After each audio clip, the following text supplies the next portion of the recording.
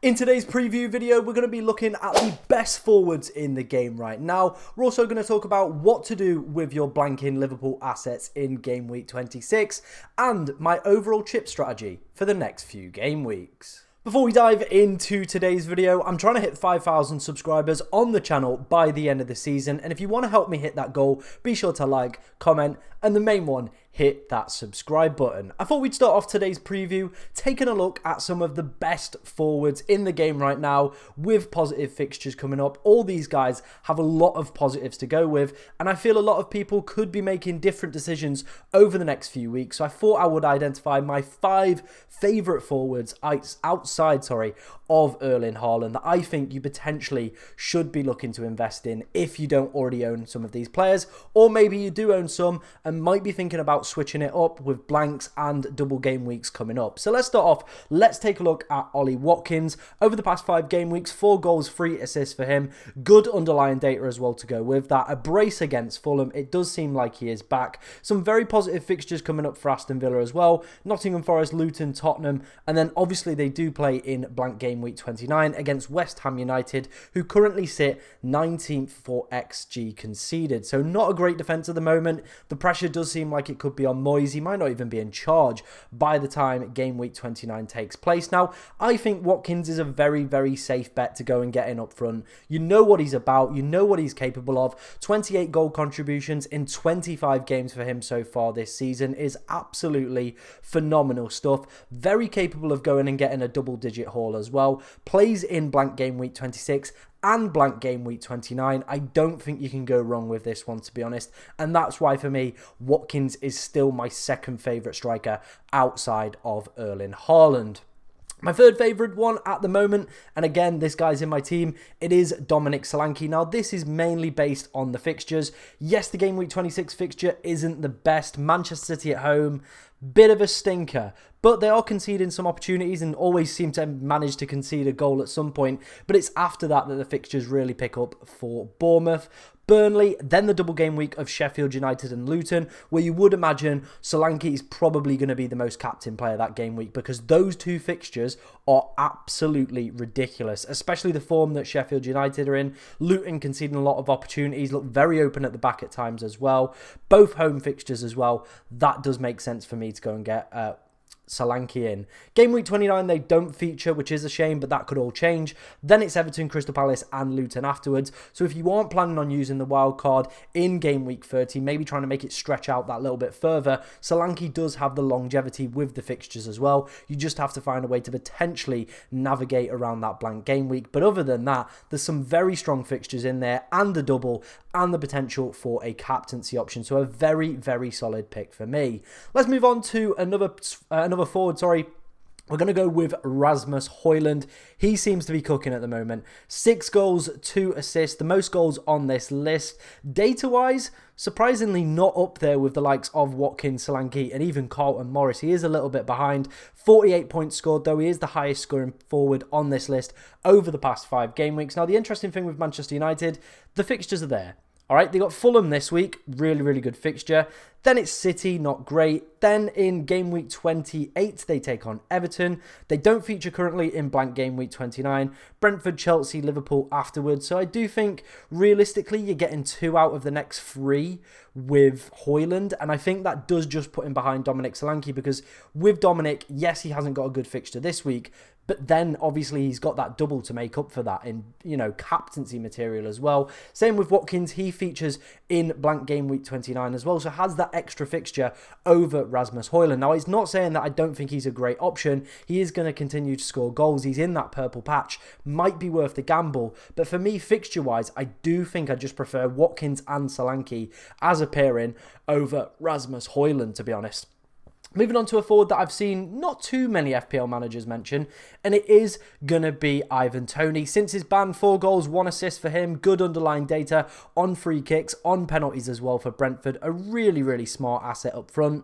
The thing with Brentford, and it's an interesting one, right? Because the fixtures, they're a little bit hit and miss. West Ham this week, I think Ivan Toney will score. Plays in blank game week 26, so if you need a forward that has a good fixture, Great shout. 27 against Chelsea, 28 against Arsenal, who have one of the best XG conceded in the league at the moment. Over the past 5, they are currently first as well. They do feature in game week 29, which is what I like about Ivan Toney. It's Burnley away, a great fixture on paper. So maybe the smart move might be to go and get Solanke for the next few weeks. Then after the double game week, move to Ivan Toney for game week 29. And if you're hitting that wildcard button, then you can remove Toney completely. That's kind of where my head's at the moment. I'm in a wildcard in 30, maybe 31, maybe 32, maybe 33. We'll come on to talk about that a little bit later in the chip strategy. But I think the move that I could make if I was to wildcard in 30 would be have Dominic Solanke up until game week 29, then bring in Ivan Toney for that blank game week. He's got Burnley and you would expect him to go and score against them. Now the final player I wanted to talk about is Carlton Morris, and man, I am seeing nobody in the FPL space talk about. It does seem like Morris season V2 is back. Obviously no game for him in game week 26, so if you did need a forward to play this week, he's probably not the man. But other than that, the fixtures, they're all right, you know. Aston Villa, then obviously the double, Crystal Palace and Bournemouth. Then they have the slight probability of featuring in game week 29. I think they need Nottingham Forest to lose their game, and they're playing Manchester United, so it's very much in the realms of possibility that Luton could have a fixture in game week 29. The thing I like about Morris as well, he is 5 million, he's dirt cheap, he's Luton's vocal point of the team, and he's on penalties as well, which is a great asset to have for a 5 million player. Has a double game week as well, so there's plenty of positives to go with. It is just game week 26 that is the slight issue. Like I said towards the beginning of this section, my two favourites are Watkins and Solanke, mainly down to the fixtures, mainly down to the doubles and them featuring in blank game week 29, but I do think the other options might be worth some consideration a little bit further down the line, so let me know what you think down in the comment section. I wanted to focus on what to do with your Liverpool blanking assets this week, because a lot of people did go heavy on the Liverpool side, especially with Diogo Jota and Darwin Núñez. It does look like both have picked up pretty, substantial injuries, which could mean they could miss the Luton game. This is being filmed on the Monday evening, so maybe Jota and Núñez feature, but I doubt it. The rumours that we're hearing is Jota is going to be out for 2 months at a minimum. And I even think if he was available for the Luton game, I'd still probably be looking to sell him in game week 26. Mohamed Salah is back. And the main reason is the fixtures for Liverpool. If you're wildcarding in 30, I just don't think they're worth investing in. They're going to go to a blank game week in 26. Then it's Nottingham Forest away. Since Nuno Espirito Santo's appointment, they are third for XG conceded. So it's going to be a very difficult task there. Then it's City. And then they don't play again in blank game week 29. So realistically, if you were to bring in or hold your Liverpool asset, if you're on, obviously a game week 30 wildcard, you're probably realistically looking at getting like one positive fixture, then it's City. So it's just not worth it in my opinion. And this goes out to the people that are buying Mohamed Salah. Stop. Stop what you are doing right now. He is the #1 transferred in player. It is delusional. He has no game in game week 26. It doesn't exist. He's not going to play. He's not featuring. There's also murmurs that he's potentially picked up another injury as well. So do not go and get Mohamed Salah. Like I said, Nottingham Forest is an okay fixture on paper, but defensively, since Nuno's appointment, they have been a much better side. Then it's City, then they blank again. So realistically, if you're on that game week 30 wildcard, you could wait. You realistically could wait. There isn't too much upside to plunging your money into Mohamed Salah or holding onto these Liverpool assets, in my personal opinion. They blank this week. They blank in 29. They play a difficult Forest game. Then they play Manchester City as well in game week 28. For me personally, it's not worth holding onto them, and it's definitely not worth buying Mohamed Salah. Moving on to two assets that are picking up quite a bit of notoriety in the FPL community this week. It is Pedro Neto and it is Hwang Hee-chan. Now, I thought it wouldn't be fair to compare their past 5 games. Hwang's obviously been at the Asian Cup. Pedro Neto just coming back from an injury as well. So we've gone with per 90 data so far this season, because I do feel it paints a good picture for both of these players. Now, realistically, why would you want to bring in some Wolves players? Well, realistically, the fixtures. they're not that bad. They do blank in game week 29. It is a little bit of a shame at the moment, but they play Sheffield United this week. They look all over the shop. They look very vulnerable indeed. Then they play Newcastle United, and on paper you might be thinking that's a red, that's a difficult fixture. Newcastle are sat 20th for XG conceded over the past 5. Defensively as well, they seem all over the shop. There doesn't seem to be too much consistency. Lots of injuries as well in their back line, so not a great fixture. 28 against Fulham, 30 Villa, but then it's Burnley and West Ham as well in 31 and 32. So if you are planning on delaying that wild card, or maybe you've already played it, these two could be great assets to go and pick up. I think you realistically only need one out of the two. You don't need both. So we're going to decide which one you potentially should go and get. Let's start off with Pedro Neto. As you can see, he is more of the creator with his per 90 data, obviously heavily leaning more towards the assists than the goals. And you know what, for per 90s, 0.75 assists per 90 is pretty decent, to be honest. You can be expecting an assist every other game pretty much, so that's pretty good in terms of assists for him.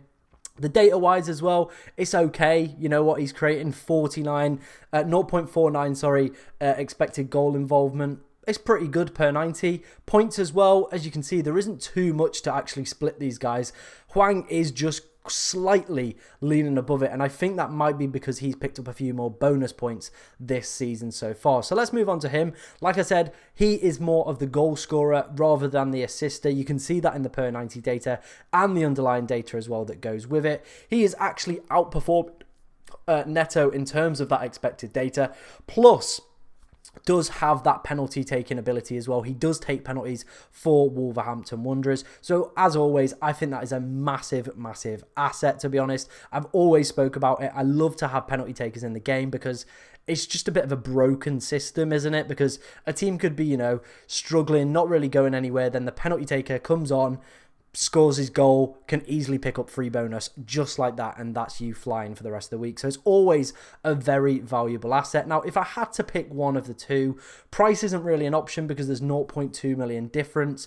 I think, and this is my personal preference at the moment, I think I just slightly prefer Pedro Neto, down to I think he's the better player in open play. But if you're looking for someone who's, it's so difficult to say. Open play-wise, I think Neto is the better player and probably will perform.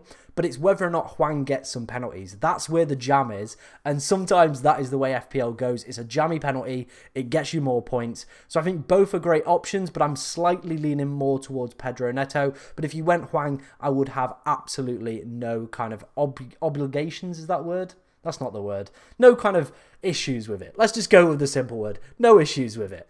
And finally, finishing up today's preview video, I thought we would have a quick run through of what my chip strategy is currently looking like at the moment. Game week 30 to 33 is where I'm probably going to play the wild card, probably more than likely going to dead end the team into blank game week 29 and use the wild card to then obviously shift off the dead players and prep myself for game week 34 and 37. Now I've said 30 to 33 because I've had a look on FPL.team, and realistically, my team doesn't look too bad. I can kind of put out 6 to 8 players realistically for that blank game week. And I feel that might be fine if only, you know, say 5 fixtures are taking place. 8 players, it's probably not the end of the world, to be honest. So it might be a good enough position. Gets me a few points, does me a little bit of good. Then, you know, maybe the team's looking okay for 30 to 33. Then we can wildcard and set ourselves up for the remaining 2 double game weeks. Obviously, game week 34 is a little bit difficult because there's blanks and there are teams that are doubling. If you look at the teams that are doubling right now, it's not the best teams in the world, which is slightly making me think I might go and free hit this week. So I build the wild card in 30 or 33, prepping it for mainly that further double game week down in game week 37. So in 34, we free hit, we remove the teams that blank, and then we target these teams that double. I think, like, off the top of my head, Everton are one of these teams that might double. I'll flash it up on screen somewhere, the teams that are potentially doubling in game week 34, just so you guys have a picture of what that game week is looking like and why I'm currently sat on a free hit, because it's a team that I like. There's a lot of teams in there that I don't feel I want to hold their assets long term, but if I can get the double game week out of them, it makes sense to just use my free hit, burn it there, get some doubles, get some quality points as well, and then set myself up with the remainder of the season with that that bench boost in mind ahead of the big double game week coming up in game week 37. So like I said, the transfers after that would then be used to build up a very, very strong bench, get the best use out of that double game week in game week 37, and hopefully this strategy works and gets us flying into the top 100k. That's the aim for this season. Get ourselves into that top 100k picture. I'd be very happy if I could do that again. I think we came about 66,000 last year. If we can get anywhere around that ballpark, it would be absolutely amazing for me. And I think this chip strategy, it is a little bit generic. It is a little bit basic, but there's a very good reason for that. It just seems to work in my head. And that is the reason that I'm going to be playing it like this. If you've got any questions about your chip strategy, do get them in the comments section. If you've got any questions in general about blank game week 26 or any future game weeks as well, do get your questions in, as I will try to answer as many as I possibly can. Like I said at the top of the video, we are trying to hit 5,000 subscribers. So if you want to help me hit that goal, be sure to like, comment, and the big one, subscribe to the channel. But thank you very much for watching today, ladies and gentlemen, and good luck this game week.